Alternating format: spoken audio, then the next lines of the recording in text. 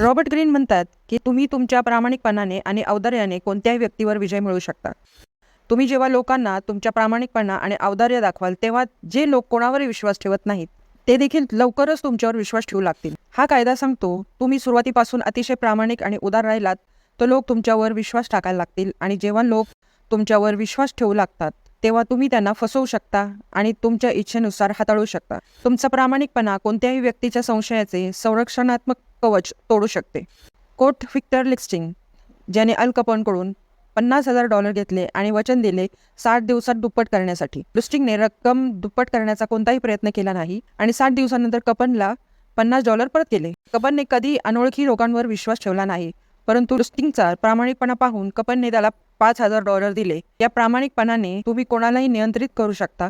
कायदा क्रमांक 12 तुमच्या प्रामाणिकपणाने आणि उदारतेने तुमच्या शिकारवर नियंत्रण ठेवा.